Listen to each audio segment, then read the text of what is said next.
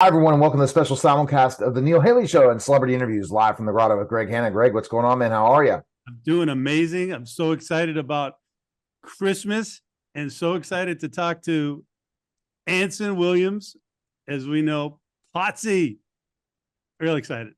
Yeah. So again, Anson Williams, Potsy, Happy Days. We can finally mention the word Happy Days again, right? And talk about projects. Isn't that great, Anson? Absolutely, yes, yes. Finally, 7 months, I think, of Yeah. It felt like being. It's. I felt like I was in like solitary confinement. well, I did too. I had to keep interviewing athletes, and now everyone's coming out of the woodwork, and it's like, oh my gosh, it's great, but I wasn't ready, and it's not slowing down in 2023. All right, Greg, what question do you want to ask Anson first? Yeah, well, I want to continue. We were talking, in the green room a little bit about, Anson's bid for mayor, and he was telling me what a blessing it was, and I just wanted to understand a little bit more about that because that was interesting. So shoot, what else was it? Well, it's so interesting. When I learned so much about politics, I didn't think I was that naive, actually, because I went in there very heartfelt. My community, small town of Ojai, so much I thought we could do that hasn't been being done for the community. And boy, it became like a microcosm of Washington. They could put us right there at the Capitol. It's like same conversations. I mean, same personalities. It was incredible. But and there was a lot of questionable election stuff. I lost by 40 votes, but what was phenomenal about it, it was such an education. And by losing, I won because we were able to expose so much of what the city needed was being done and questionable things being done that it woke up the community, because for years and years, it's been kicked down the road. Nobody, no one was really looking into it. No one was that interested. But when you find out you're $50 million in deferred maintenance, and that's the pipes underneath the city, that's the roads, the entire infrastructure, and you see where the money's going, and you see how it's being organized, and then you find out the few families that are controlling the little community. Howard, I said, I can't make up these characters. I cannot make up this story. Because you're kidding. I go, no.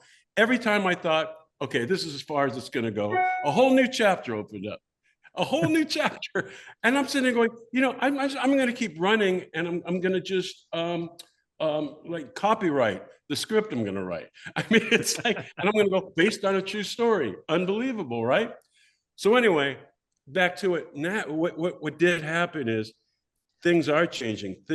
People are being called upon, and there's a lot going on to begin to correct this problem that's been going on for a long, long time. And it's so bad that the city manager at the time, a wonderful city manager, happened to find another job, and got a bit. And then they brought in an interim city manager, very respected, a very knowledgeable guy who is his expertise is coming in between city managers and helps you bring in the next city manager. A brilliant guy, incredibly great ideas, total professional. He's done this job in numerous successful cities. The other week, they were at a private session council meeting, and he says, I've had it, I'm done. And he walked out, he quit. So now I think we have a 20-year-old assistant city manager kind of running things. And yeah, so anyway, in the meantime, I'm free and able to do, have wonderful opportunities, and I feel I can do more to help our community not being elected. Very cool. I guess that sums it up. That's crazy. So, I mean, what would you say? It's just basically you're glad what had happened. You learned stuff, but politics, is that going to be you anymore? Anthony, ever going to try to run again? Just shoot me, okay? Just shoot me. Just put it right there. You can do so much. I didn't realize first of all, you need the right collaboration. You need the right group. both groups have problems with, and both groups have ego is not the way to do things, and ignorance and ego is really not the way to do things. So I am so thankful, and now I'm free to get in there and get out. Really get in there, motivate, help make the changes. And I'm not, if it would have been an awful experience with not having the right counsel, with not having the right, people surrounding you, a few rich families that are controlling the community, things like that. Yeah, it would be that so sounds like a frustrating. global problem. I'm telling you, I'm not going to get into politics with Washington. I don't know what anyone's dealing with, but there's a lot of egocentric, self-involved people over there. That's, whatever. And that we were a microcosm of that. Wow. So I'm terribly thankful. I am so thankful. I still might write the script. I don't see why not, That'd be the best way to really just. Hey, if I remember, we just talked about 7 months it's been of, something going on in Hollywood. I don't know how much you can share with that, but what happened? What's going on? Anything you can tell us that caused that issue, and how did it get resolved, and what was that all like? Well, there's just so many new platforms for entertainment, with AI and with streaming, and it's just growing and growing. And truly, the actors weren't getting their fair share in any which way. And Fran Drescher, a wonderful president of SAG, just a very, very committed, smart woman. And the board said enough, just enough. They wouldn't negotiate. They put us to the wall. And I mean, the majority of Screen Actors Guild, which are thousands and thousands of folks, said, no, we have to strike. We have to suck up and do it. Otherwise, there'll be nothing left. I mean, everything, getting away from television, we had a big problem with the cable deal years and years ago. We had to strike that. And this is even bigger. And so many things are so new, like AI, and streams out of control, residuals and all this. It's just well defined. And all that had to be taken care of. And Fran and the board worked hard, and they got $1 billion deal. Oh, that's phenomenal. Who can say no to the nanny? You know what I mean? It's like impossible. Yeah, but she's an activist. She's an activist, and committed and heartfelt and selfless. And it was for us. And she's just, she's amazing. The board's amazing. And they really, brought the monetary needs in, and opening it up for future too. So, right, with the platform now, we've got a way to go. We've got a defined direction for all of this, and it will grow as we go. But she really did the right thing and had to be. And now we're in much better shape for it. And now we can actually say, oh, I was on Happy Days. I mean, I can actually say that now without getting arrested. So that feels good. Well, that's cool. So, just to catch up everyone on this. So AI, are you talking about, use your voice, use your image, use a full 3D, full motion image of you? Can talk about that a little bit. What exactly are they doing out there? Well, I mean, they can't. I mean, they're doing a lot of that now, but they can't. Well, they can't anymore. But it's interesting. I mean, there's actually a film in development, or I don't know if they're filming it. I don't know. They're actually starring James Dean. They're actually taking old footage of James Dean, and they're able to make it into a full character in a movie. Wow! Wow! So yeah, so it's so that's pretty scary. So this makes it much harder to do that. You can't do without OKs, without contracts. Yeah, and that's why it was a runaway train. Yeah, and it's not anymore. It's much more controlled, much more focused, and it was a hardship for all of us. For not being able to work. Yeah. Could work in animation. You could do commercials. Certain companies were able to work because they sign. You can sign these. They'll give you an okay if you're willing to take, whatever's negotiated. You agree ahead of time. That's usually independent companies, not the big studios, not the big production companies. So there was still a little work, but the majority couldn't work, and it was a real hardship. But everyone sucked it up, and for the greater good, and for the future screen actors, good for the future performers. Wow. And definitely that looking at image and likeness type of a thing, especially if you own the image and likeness of yourself, that Yeah. was something totally different, you know, and t-shirts or different things, but now thinking with AI and a hologram, go figure. It's crazy. Now, Anson, latest project, tell us about that. This is really exciting what's happening, right? Very excited. You know, I directed for years in television, mostly, and so about I thought, and then I wanted to live a long life, so I've kind of retired from television directing. And right after Secret Life of the American Teenager, I directed a third of those with Shailene Woodley, and then I went more just back into producing and creating and trying to do some. Are you frozen? No, you're not. You look. You were just. You're fine. You just didn't move. You didn't move. So I thought. No, you were we're frozen. not frozen at all. I'm just no. No, good. You look. It's very good miming. It really. It was like. I thought you were frozen. Anyway, so I'm really creating more kind of new platforms in entertainment and developing a few you know movies and things like that.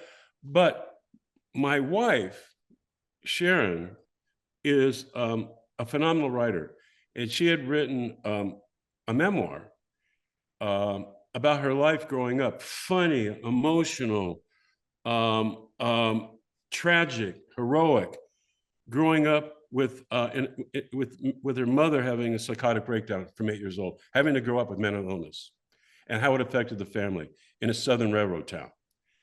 And she took these chapters and would it was getting award after award after award. And I had the idea it should be a play. It should be a one-woman show. I said this thing will be a powerhouse, not only for entertainment, but also to bring attention to one of the biggest problems in our country in a very creative, very tactile, very embraceable way. And she did. She adapted it to a play. And we got Carolyn Hennessy, major theater person, but she's been the star of General Hospital for 17 years, to play the lead. And there's one other character, which is kind of a blues musician guy, but basically it's a one-woman show. She plays 12 characters. And the first reading, and it's titled Crazy Mama. And the first reading, kind of a stage reading we had the reading just to, you know, to take notes. So we had 80 people we didn't know, an audience, and just see how the audience reacts. Because you know how your play is by the audience reaction. Well, there was a standing ovation at intermission, and there was a 5-minute standing ovation at the curtain. So I turned to Sharon and I said, I think we got something here. And so Bethel Woods, which is exact spot where Woodstock took place. A billionaire bought it up years ago and put in a 16,000 seat amphitheater, other theaters. I mean, it's a huge entertainment complex right there in upstate New York. A big deal. And they decided that they would like to go into developing theater that can then go to Broadway, like the La Jolla Playhouse in San Diego. They develop shows there, and then they get passive income by taking it to New York. The first one they ever did was a little show called Tommy. Then they did Big River. They owned pieces of 33 Broadway shows. So all these plays were submitted to Bethel Woods, and guess which one they picked? Crazy Mama. So, and I'm directing, and it's going to be fabulous. And it opens April 12th at the Bethel Woods Center in Woodstock, New York. And if people want to look into it, they can go to bethelwoodscenter.org. And so literally, it's Pulitzer Prize winning material. Sharon is going to be, she's going to break out as a writer, well-known writer as it should be. And I'm excited because the first things I ever directed, I created, because no one will give you a break. First one was No Greater Gift, about organ donorship. Then another one was really kind of a political. Another one was an anti-drug. And I loved it because we were doing entertainment that had a message, that really had an effect. we doubled donor cards in the United States within the program. I mean, those are the stories you want to tell. And now I'm able to do it through theater. I'm able to go back and do the same thing by offering it, but something so important to help, our folks. So that's it. So Crazy Mama, April 12th, Bethel Woods Center in Woodstock. And hopefully from there we'll go to off-Broadway. Oh, that'd be great. Yeah. What made you guys choose April 12th? Actually, Carolyn, first of all, there's a couple of things. Carolyn Hennessy's schedule, because she's very busy, and also Bethel Woods' schedule. So it's between the two, just coordination. Oh, very cool. I'm just glad we have a date, because Yeah. like, next week we'd figure it out. We're going there. We're getting this thing up. Now, really, would that be amazing if you directed on Broadway, Anson? That happens. Well, I don't know if this would go to Broadway. It would go to off-Broadway. But I'll tell you, that's always been a dream. Even as an actor, I wanted to do Broadway. And the one offer I ever had is between that and Happy Days. So I took Happy Days. Yeah. That was a good pick. I would love to direct. Directing theater, especially at this time of my life, it's just so creative. It's so tactile. It's so collaborative, and it's faster. And it's not quite the grind of filmmaking. I mean, it's filmmaking. It's tough. I mean, my friend Ron Howard. I mean, God, he's doing a big film now in Australia. It is grueling. It really is. And I don't know. I started in theater and love theater, and it's just great decades later to get back to the beginnings. And I forgot to fun, how satisfying, how creative, and also and just the wonderful collaboration you get with the talent you need. It's just a wonderful, it's a wonderful way to entertain.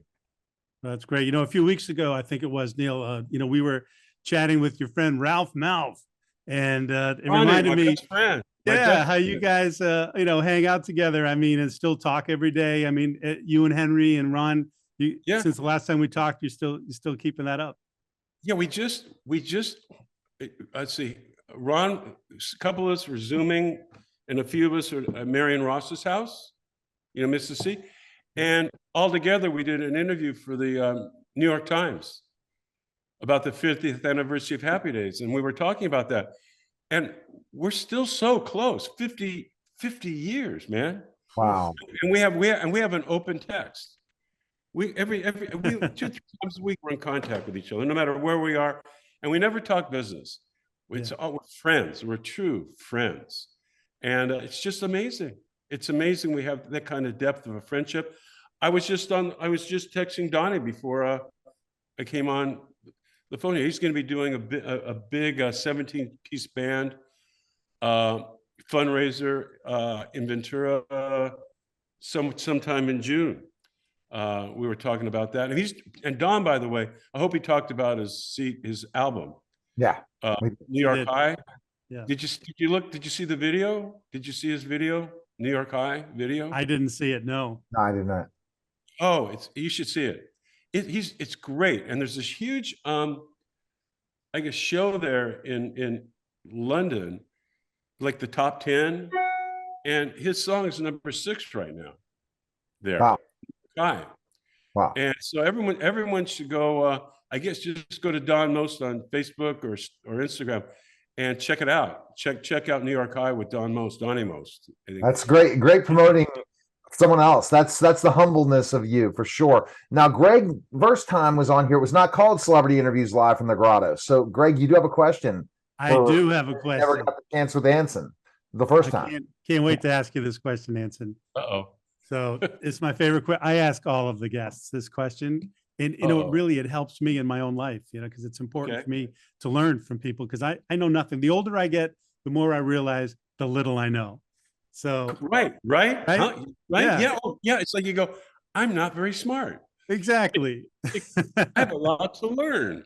Gee. So, all right, here it goes, Anson. Tell me, Right. what's the most important thing in life you feel you've ever learned? Kindness. absolute kindness, because that hits so many levels of your life, and it improves your life in so many ways. It's not a simple word. If you take it, if you really put it in your heart and put it in your life, it's amazing the cause and effect of kindness that betters your life, truly. And kindness also is selflessness. And someone gave me the greatest quote that stayed with me for years. And this is way back. And I'm wondering if Gary Marshall, I'm thinking Gary Marshall gave us this quote, because Gary Marshall was instrumental in keeping us grounded and creative, and inspired us to educate ourselves about many areas of the entertainment business so we could still have careers. But more than anything, he was a very kind man. And he said, I believe he said this, he said, guys, you're in it. And what's in it mean? You're in it. You got a fire going. You want to make it. You want to get rich. You want to get out there. And he goes, and yes, God bless, but never, ever be of it. It's what you do. It's not who you are. Don't hide behind things. Don't hide behind things. It's what, if you're of it, it's over. It's over. You'll never find out who you are. You'll live, you'll never have enough, and you'll be miserable. So that also goes to kindness. Yeah. And one thing I've learned, I mean, at a young age, I mean, kids today, or actors today, when I was directing, I try to put it in their head. They get a little ego, and these days you get 2 million people watching a show. It's a big hit. We had 60 million every week. So we knew stardom. We knew Beatlemania. I mean, we witnessed, we experienced everything you could possibly think of with fame. Everything. And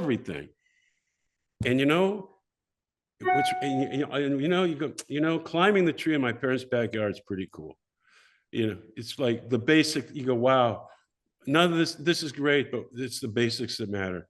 Every corny statement is true. It's family, it's friends, it's giving before taking. And that's the other thing in life. And that's kindness. Give before you take. And you do that, you receive. Boy, do you receive wonderful things when you have that kind of kindness and selfless character. And we were taught that by Gary, but that's been absolutely the biggest lesson.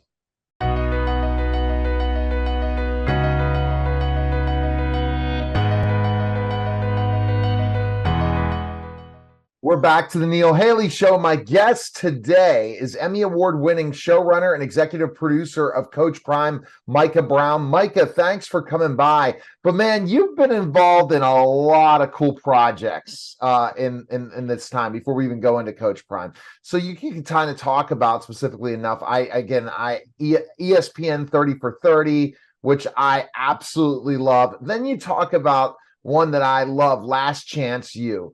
Another one that I just really, really enjoyed. Is sports your thing? It seems like a lot of your projects, are you a sports fan? Yeah, sports has always been a passion of mine. I played college football at the University of Kansas, ran track as well. And so I think, going to film school and then kind of making the jump into a career, I always look at ways to kind of mesh my passions together, just because I want to be able to do a lot of different things that I'm interested in. And so there just seemed to be a lot of synergy between the two art forms. And so it's been fun. And so that's kind of my bread and butter. And, working with football is obviously fun for me, and I have the opportunity to do that now with Coach Prime. Absolutely. And I've gotten to interview lots of sports athletes in my career for my independent show. And what always is the stories. There's always a story in sports. There's always a, get out off your feet and still make it type of thing. When you got to finally meet, Dion and do this show, did you learn certain things about Dion that you didn't really know in this process of working together in so many ways that maybe you didn't see from on the field from the years of watching him? Yeah, I think, you have this preconceived notion about really any celebrity. Whenever you meet them, you have this idea of who they are in their mind, and then you start to get to know them and you start to kind of see their heart. For Coach Prime specifically, you see prime time.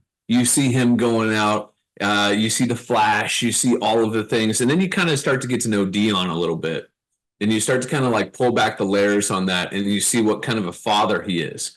You see his heart for the players that he has, and you start to kind of see all of the realness there. It's not it's the stuff when the cameras aren't rolling. It's the stuff when he pulls his kid in and tells him how much he loves him. It's when he puts the chain around his son's neck and he prays for him. It's when he puts his hand around a guy whose father's in prison and he mentors him. It's like all of that kind of stuff that the cameras don't really see all the time. And you're like, wow, that's why this person's so respected, and that's why this person has gotten where he is, because he's a winner. He's a winner both on the field, as a coach, and now, in life. In the first season, what do people miss? Especially they're going to tune into season 2. I'm sure they can catch up with season 1. You can tell us how they can do that. But what kinds of stuff did you see that are different in season 2? Where did season 1 take place and all that? Yeah, so season 1 was in his trip in Jackson, and so I wasn't involved in the production of that show, and so it was kind of fun for me to be able to kind of step in and take over that great franchise and kind of look at it and go, okay, what are some things that speak more to my sensibilities? What are some things that I want to do a little bit different, as a filmmaker, as a storyteller? And I think one of the big things for me was that, yes, this show is called Coach Prime, but I do think that you need to build up the characters around him to really care about them so that you can understand, the kind of leader that he is. And so one of the things that we did was look at who are our main characters going to be. And we're going to pick, 6 guys, and we're going to follow those guys and from the start to the end. And they all have a little bit different stakes and a little bit different whys. And you get to see how football, and you spoke to this, a great thing about sports is that football creates obstacles and conflict, and it reveals your character, and so when you go sports and you put trials in front of people, they will change, it will test their character, and this season definitely had a lot of character testing moments. And then it's you as a former football player and me as a former professional wrestler. I'd played 1 year of high school football, I played college basketball, but pro wrestling really is where I sink my teeth into that challenge of every day going out and performing and being able to still live life and understand life and deal with things. That adversity I dealt with as a professional wrestler is what's made me today who I am, because I took all that. Same thing, I think it happened with you. So I think a lot of times when you're talking to these guys, let them really tell their story. How do you as a producer say, hey, you know what? You got to really tell your story and not let the cameras intimidate you. Yeah, I say it all the time, and that there's a difference between transparency and vulnerability. Transparency is when you answer the questions that people ask you. It can be honest, but vulnerability is when you say, hey, I'm in it right now, and you offer up information. And I think that whenever you can get in vulnerability, then you have something really special. And so as a competitor, I can go to Coach Prime, or I can go to a player, and I can say, hey, here's what it takes to be good, for this show to be good, and this is what it takes to be great. And we're already at good, and because myself and this team are good. So we're already there. So if they want to make it great, it's on them. And so I think when you can position something to them in that way, and this is what it's going to take, then it's so easy for people to process the why. Why am I doing things? Why am I giving you access? Why am I allowing you? Why are you asking me this? And you can kind of give them the why of like what you want to show and where you're going. I feel like there's a lot of filmmakers that try to hide where they're going. But if you tell them, hey, not in like I'm going to fake anything, but you say, this is why I want to know about your relationship with your dad. Because I see it this way. Do you see it this way? And sometimes you get it wrong. Sometimes you get it right. But there's no like pulling one over on somebody, because it's about relationship, and it's about trying to like tell a third party, unbiased approach of what the story is. And sometimes it becomes like a therapeutic relationship between yourself and the subject. And I think that's really special. Now, without giving away the thing, do you think that Dion's going to resurrect Colorado like he resurrected Jackson, where he was able to get to the pinnacle based on working with him? I do think he is going to. I think that it's one of those things where He's the only person who could do it the way that he's doing it and be successful. I truly believe that. And he's a winner. He has that it factor. And so I think that when people look at this season, they look at the record of 4 wins, but I don't think people really put into context how bad those other losses were for the last decade. And then consider that they could have easily had 9 wins this year. Very easily could have had 9 wins this year. There was 2 games where they got just flat out beat down. You know, the other ones, they were right in it. It's a couple plays away. And you know how it is. The sports is like, it's a couple plays away. You know, and so that's a couple guys away. That's a couple, you know, they're probably, coach said at the beginning of the year, there's 6, 7, 8 guys away from being really there. But when you got a quarterback like Shedeur and you got the best athlete that I've ever seen play college football, Travis Hunter, I mean, you got a chance. You got a big chance. And we got a whole Hall of Fame first ballot guy as your coach. You're not going to stop getting top recruits. You're not going to stop getting that stuff. So you still got to perform. You still got to come together. But he's shown that you can do it a different way. Do you see differences in like the how these players, when they started with Coach Prime till the end when you filmed, how they matured from his mentorship? Yeah, you do. You start to see, and it's less about maturing, because some people they come in and they're already that guy.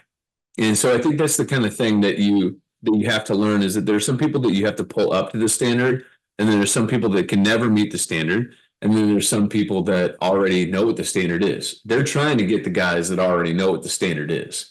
You know, that's why they're going to the transfer portal. But, you know, not everybody can handle the glitz and the glamour. And there's some people that fall to the wayside. And you'll definitely see that in this show, you know, as the people that couldn't make it, the people that couldn't handle the prime effect, the people that couldn't handle, you know, the fame, the glitz and the glamour and all that stuff. And so I think that's one of the things that's really compelling about this. Absolutely. Where do you see this? Like, will you do another season? How's this go after the second season's over? How does this work with Coach Prime's show? Because you said you weren't the executive producer for season 1. Yeah, so I'm signed on for if there is another season, which things are kind of trending in that way. If there is another season, then I'll be the showrunner of that season. You know, so I'm excited about that. Exactly. What's the difference between an executive producer and a showrunner? I interviewed a showrunner working with Peacock one time, and I didn't even understand showrunner. Define that really quickly for our listeners. I'm a producer, but it's like the tag showrunner is like there can be a lot of different executive producers, but there's one person in charge. And so you never see like showrunner in the credits, but showrunner is just the TV version of like director, or like who's the creative person that's actually running the show. Because executive producers like Michael Strahan's my boss. He owns the production company. You know, Constance Schwartz Maroney is my boss. You know, Anthony Smith, my boss, you know, at Smack. You know, they're all running that, but I'm the one who's boots on the ground running this show. So they may be involved with like 10 different shows that their production company is doing it, but I'm the one who's running the show. Well, I'm going to put something in the hat based on this. I saw you worked with WWE before. Again, Al Snow and the Wrestlers that was on Netflix, I really think that if they don't pick it up, there should be a second season of OVW. They just got financial funding. I don't know what's happening. I'm going to put my hand in that back because I'm a big fan of pro wrestling, and I'm going to go back in the ring. By the way, I'll announce this first with you, Mike. I've said it before, but I'm training maybe to go back in the ring at 51. I'll be 51 in January.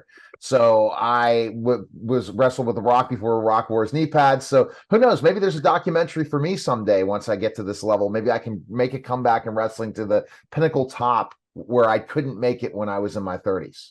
Never know. Oh, maybe, you know, why not? Why not? Yeah, you have to. I did a show called WWE Evil for Peacock. You'll have to go watch that. It was pretty fun. It was kind of about the, the psychology behind professional wrestling, some of the wrestling's biggest villains. So I'm watching it, and I'll let you know my feedback because again, I love being a heel.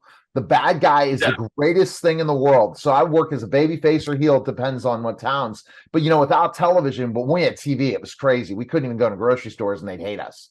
literally times we Yeah. would try to get out of the place, and we would basically, when I turned heel on Colorado Kid, and this is a shout out for people who are old school pro wrestling fans. He ended up working for Burt Prentice, for Gary Lawler, but Burt ran a territory right near where Lawler's territory was.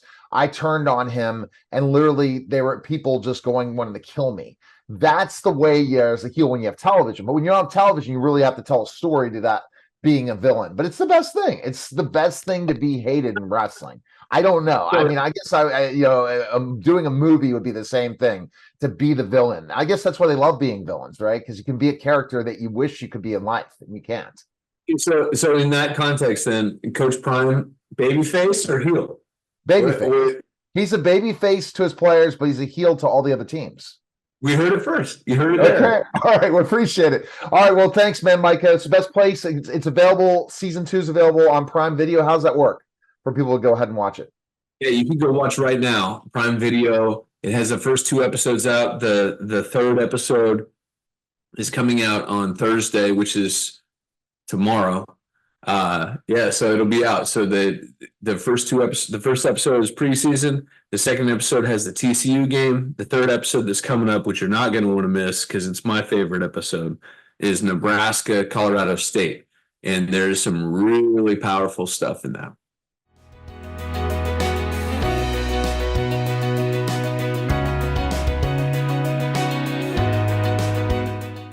Hi, everyone, and welcome to the special simulcast of the Neil Haley Show and the Love Is podcast with our host, Kim Sorrell. Kim, how are you? And I know you're excited to have this guest on again. We had such a fun convo before. Yeah, I am so excited. I'm always excited to see you too, Neil. So hello, I hope you're doing great. And Noah James, oh my word. One of my favorite characters on The Chosen is Andrew, and played by Noah. And Noah is still kind of in the honeymoon, newlywed stage. It wasn't that long ago that you got married. And probably one of those weddings where you might have heard more than once, it's about time. I'm not sure. But yes, that did happen sometimes. I heard something akin to that. Something sort of like that anyway. Yeah. And you love cats. And I think you love cats so much that I think you would love, if whoever's listening, if they have a cat, you'd probably love their cat too. 100%. This is true. I just looked around and my cats have abandoned me in this moment. They're not making an appearance, but they are cozy on the couch. The lady and the tiny, that's their names. And actually, speaking of honeymoon period, my wife and I did just finally go on our official honeymoon. We were able to do that. And so we went to the French Riviera and had just the absolute best time. Awesome. That's so awesome. It's so fun. That is so awesome. I'm glad that you finally got to do that. It's probably awfully hard with scheduling and filming and everything going on to figure out a time to make it happen. Exactly. So the 4th season is upon us. It's coming up really soon here. You finished filming. And, one thing that I love about Andrew is that the character you play so well is always just so kind.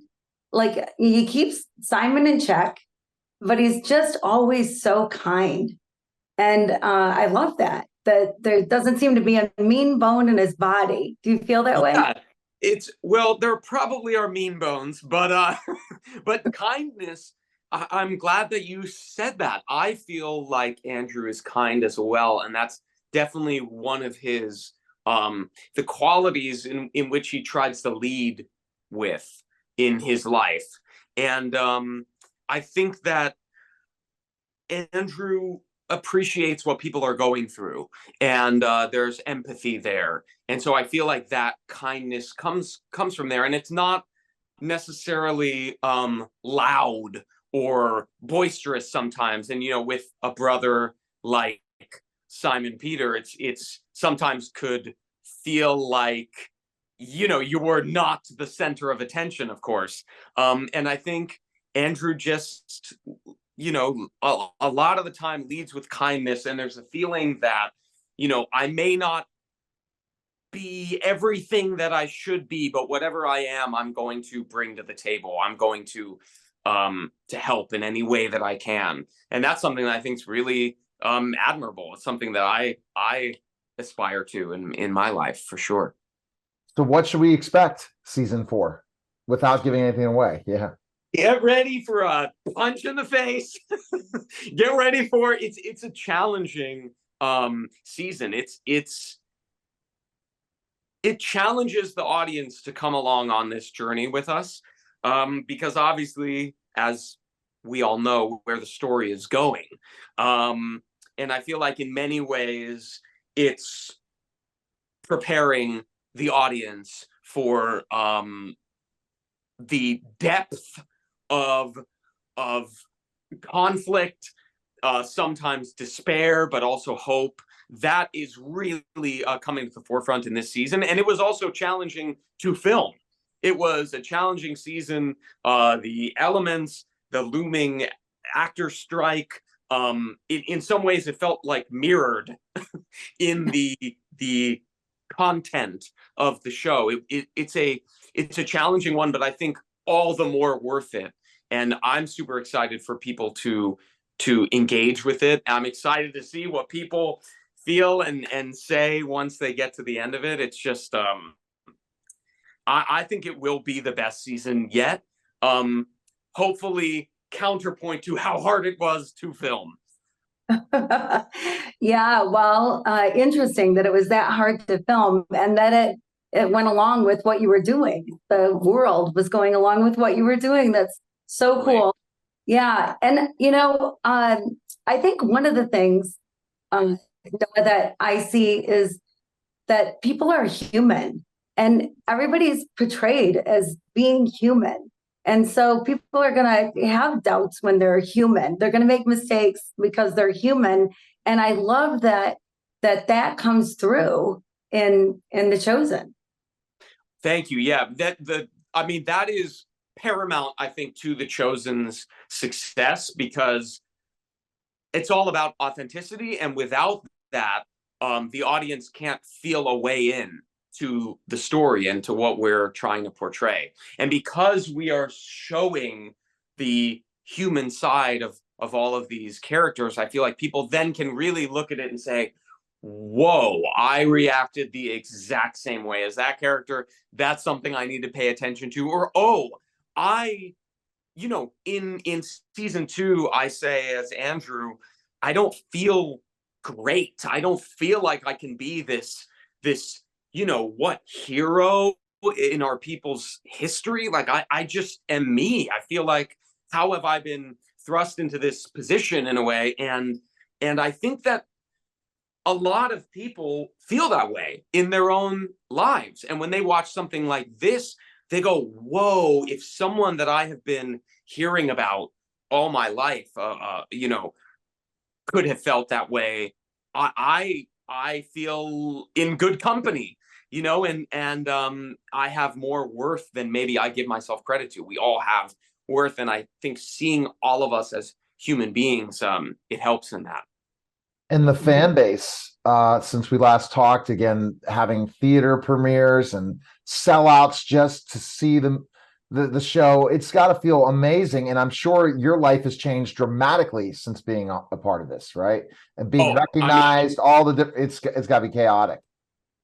My life is definitely different, but all in good ways. I mean, The Chosen has completely changed my life, and I'm forever grateful for it.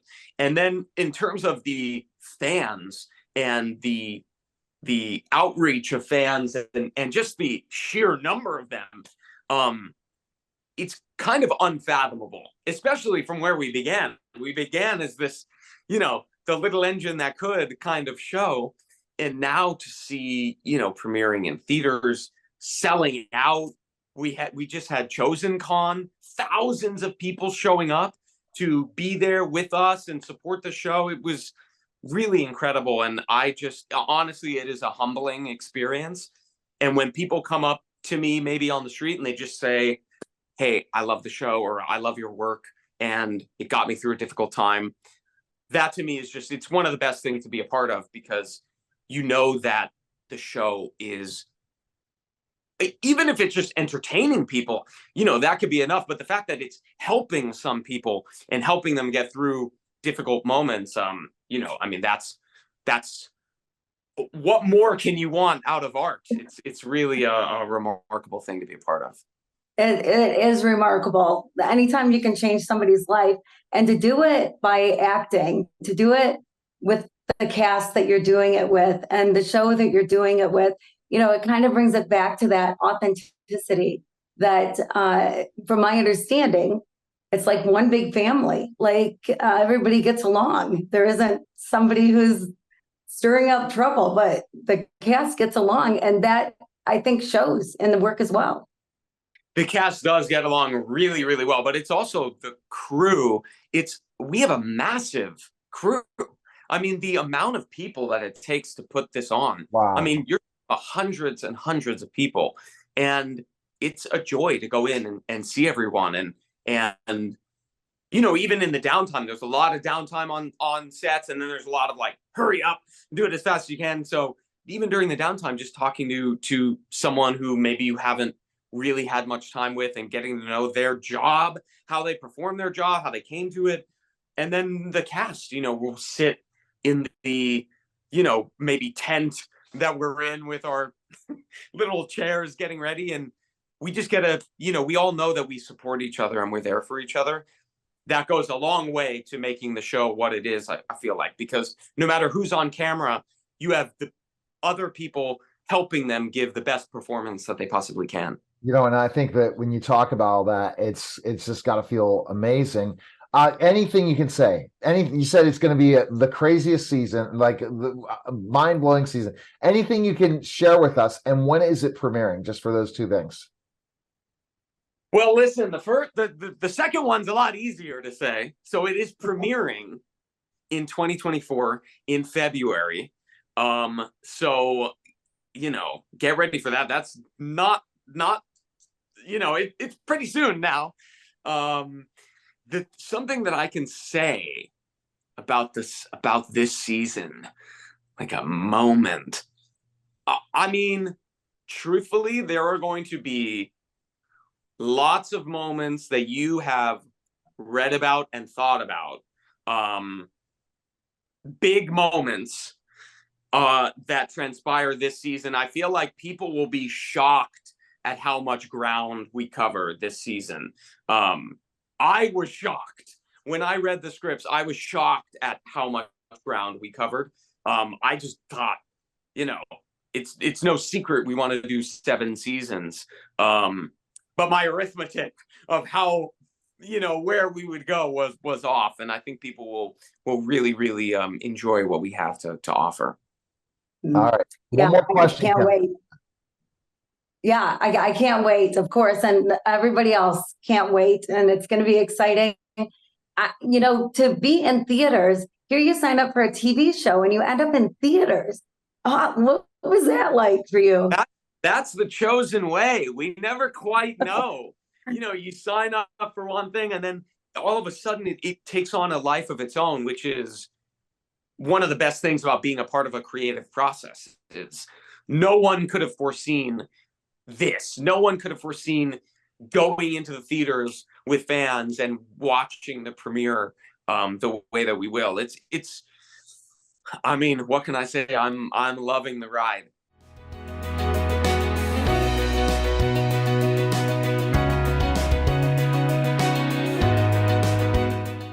My father graduated in the Naval Academy. He passed away 4 or 5 years ago. 1949, he was number 2 in the Naval Academy in his class, and he pretty much had me grow up being a Navy fan. Pitt, Navy, and Colorado were my teams, and I would go always to that tradition, going down to watch Navy play. Remember Napoleon McCallum, all those different stories. It's such a tradition, isn't it? Wouldn't you agree? Yeah, I mean, it really is. Napoleon McCallum had one of the greatest games in the history of this rivalry at the Rose Bowl. Navy won that game 42-3.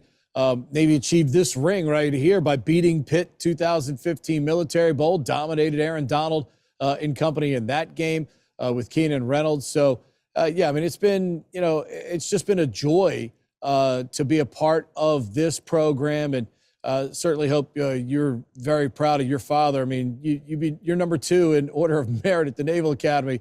You're doing something pretty spectacular, considering the best and brightest show up on the doorsteps of both of these incredible institutions. Absolutely. And let's kind of just jump into Rich with, again, the tradition of Army and how they are starting to dominate this game. Why is that Army's starting to win more than Navy for years after Navy dominated for probably 13 plus years? I'd probably stop short saying dominate. Army has won 5 out of the last 7, but it's all been close wins for Army. And I think after the 14-year run by Navy, things were due to shift a little bit at some point. And Jeff Monken, what he's done, transformational at Army in his 10th year and really going for what would be his 6th win over Navy in those 10 years. So from where Army was to where Jeff Monken's brought them, a truly night and day. But tough to say domination. I think this is now truly an even up rivalry like it should be. So Pete, what do you think made it get even up after so many years that Navy was doing so well in the rankings in college football, getting major pretty good bowl games, things like that? What do you think happened? I mean, I think Army hired Jeff Monken.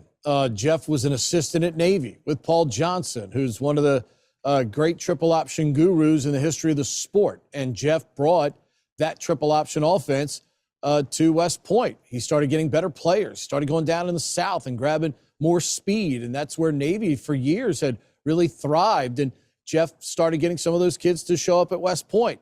And by getting better talent, being well coached, they started winning more of these games. So it's a real simple formula. First of all, you're getting your great education. This game comes down to Jimmy's and Joe's. You go out and get some Jimmy's and Joe's that can play the game, then you're going to have a much better chance. Jeff Monken went and got better talent, coached that talent incredibly well with the great staffs that they've had through the years. And as Rich said, you don't really have a rivalry unless both teams are winning. That's starting to happen now in this rivalry, which I think even ratchets the drama up even more between these two teams because both teams do know and feel they have a chance to win. And I think during the winning streak that Navy had, I think Army hoped that they would win, but I'm not sure they had a true conviction that they would win on many of those Saturdays, and the results bore that out. But Jeff went and got better talent, and they're a much stronger program now. Now, Rich, the thought process, do you think Army's going to win this on Saturday? Oh, of course I do. I think they're going to win. I think they'll hit a field goal on the final several plays of the game. You look, Army's last 2 seasons have ended on game-winning field goals by 2 different kickers who are both still on the Army roster. Cole Talley in the Armed Forces Bowl over Missouri back in 2021. And, of course, Quinn Moretsky, double overtime in last year's Army-Navy game in Philadelphia. Now, Pete, how does it feel to be part of this, right, this tradition? How many years have you been covering it? And how, like, just the who's who that end up showing up at this game and now going to different stadiums. It was always played in Philadelphia for so many years, but now going to different stadiums and different things and see the glitz and glamour of this game and all America's watching. You know, I mean, look, I grew up 25 minutes from the Naval Academy, and since the age of 5, all I've wanted to do is be a broadcaster. And the fact that, you know, I am broadcasting Navy's games, I've had handshakes with multiple presidents of the United States, incredible world leaders, you know, people who make important Department of Defense decisions, people who knew my name when they came back the next year. I didn't have to reintroduce myself to them. And, you know, for a kid from Southern Anne Arundel County who grew up in the shadows of the Naval Academy, it's kind of overwhelming to me. I get filled with emotion when I think about the fact that, you know, my color commentator colleagues, Joe Miller, who went to the same high school as I did at Southern High, and Keith Mills went to Brooklyn Park High School in Anne Arundel County. We're Anne Arundel County guys through and through, and we're the broadcast crew for the United States Naval Academy now. And that's just, you know, when you think of the enormity of that, and Rich and I have talked about this before because we're radio junkies, man. We're radio lifers. And you think about the icons that have broadcasted this game in some way, shape, or form, and to know that, you know, our names are on that list now, it's kind of overwhelming when you think about it. That you're a part of this incredible rivalry and so many people past and obviously that and present and future that will participate in this rivalry and continue to carry the banner for just a tremendous football game. And I'm glad that the people of Boston have seen fit, 250th anniversary of the Boston Tea Party coming up.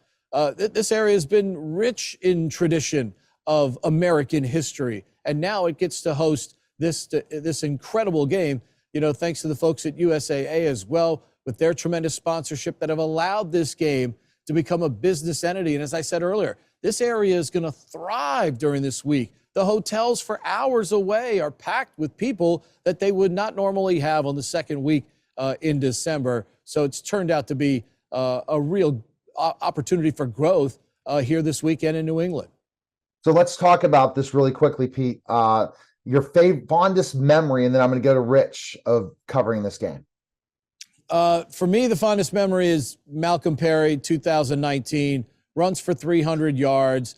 That put him over 2,000 for the season. You think of all the great players that have played in this game, going all the way back, to the 30s and the 40s. I mean, it's been a who's who of college football. Malcolm Perry had one of the greatest days in the history of college football, and arguably the greatest day in the history of this rivalry. And being able to describe that excitement to the people as he was doing that, that's something that I'll remember for a long, long time. How about you, Rich?